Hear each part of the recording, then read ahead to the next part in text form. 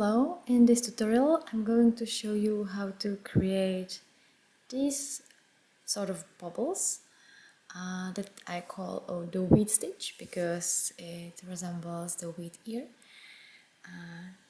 This is a sample of my Kytice Vest and I use this pattern on this vest.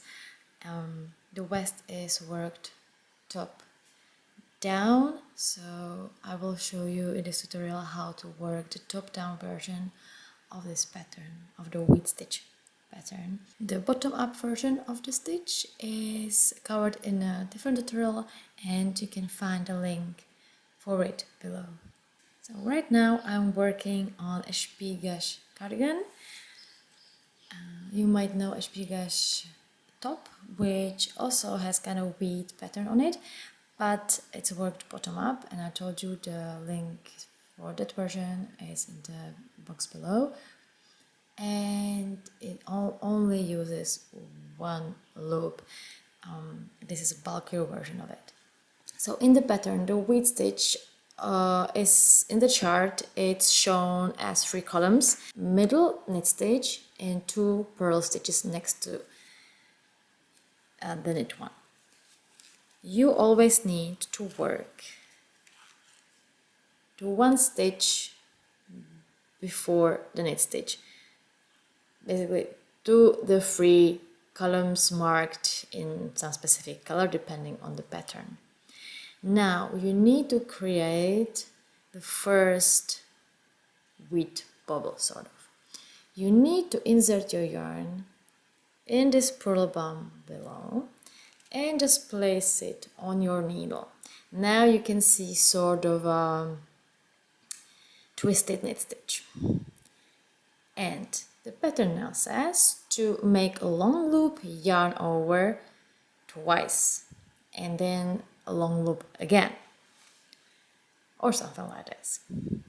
So the long loop, you're just going to insert a needle in the stitch as if to knit it, and instead of creating a knit stitch, you create a long loop.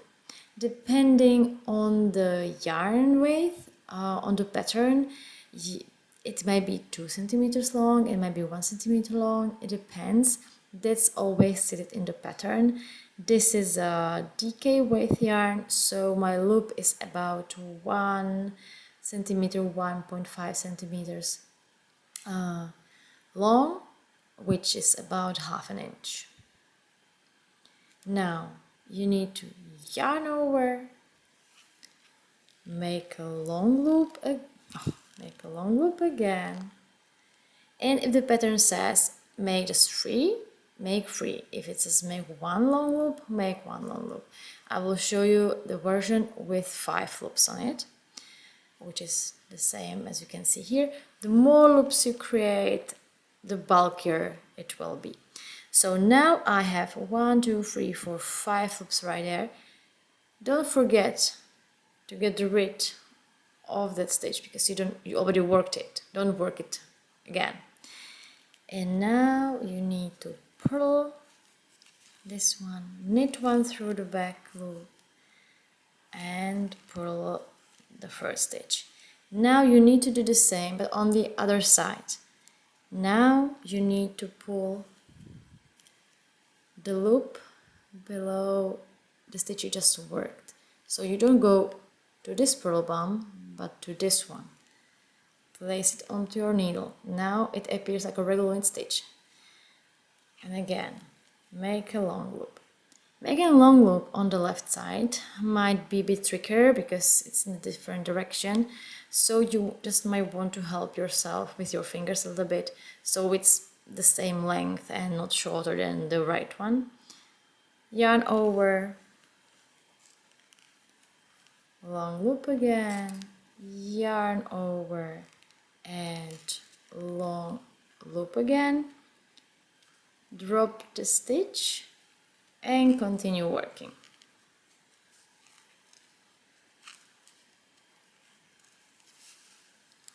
So this is how it looks now, like 5 loops clusters on each side. The second row is a wrong side row or a right side row depending on the pattern. For a cardigan, we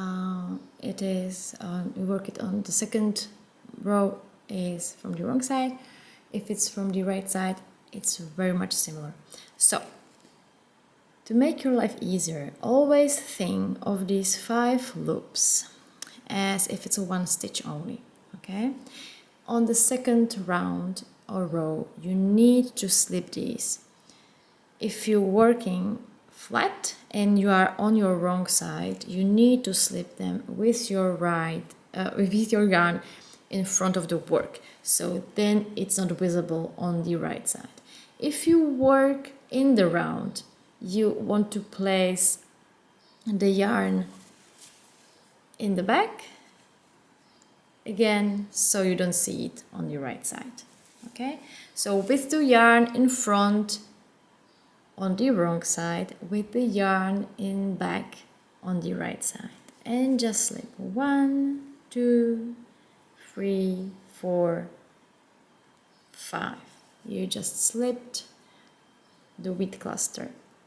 Bring your yarn back.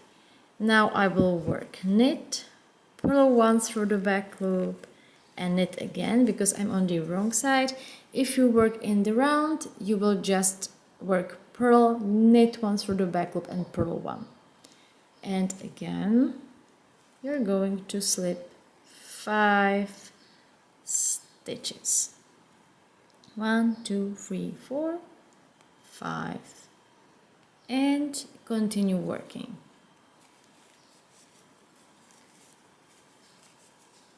This is how it looks after row or round 2. On round or row number 3, you will do some sort of cables. It helps, again, to think of this cluster as 1 stitch only. So you have the 5 loops here, you have a purl stitch right there. Now you need to do 1/1 left cable. So you need to bring this cluster to the left and this purl stitch to the right. I don't use cable needles. I think it's more difficult with them. So I'm just going to show you how I do the cables. Okay, just grab this stitch, slide these off your needles, and put them back, and you just cross this. And you're going to purl, and now you're going to knit these 5 loops through the back loop. So you just do this, and you decrease them to 1 stitch. Now you knit through the back loop, and you need to decrease the stitch because it's extra. So just pass it over, decreased. Now you have a purl stitch and 5 loops again. Now you need to do 1/1 right cross. Again, I do it like this. I put my needle in those 5 loops, slip them, and now catch the purl, place them back onto the needle, and that's it. Now knit these 5 loops together and finish the cable by pulling the stitch. And now one more step is to decrease the wheat stitch.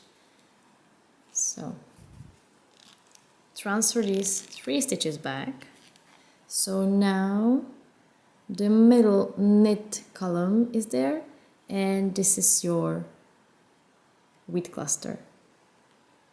Pass it over the middle knit stitch, transfer these back, and continue knitting.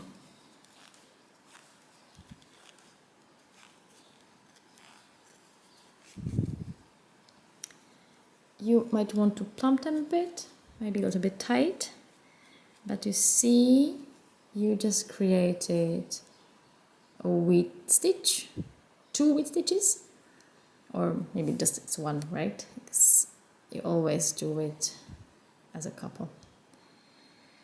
On the next round or row, you just work them as they appear. On the right side as purl, knit, purl. On the wrong side as knit, purl through the back loop, knit through the back loop, and purl one. So just knit the stitches how they appear. And then you repeat these 4 rounds, a total of usually 5 times, to have 5 of these clusters. And that's it.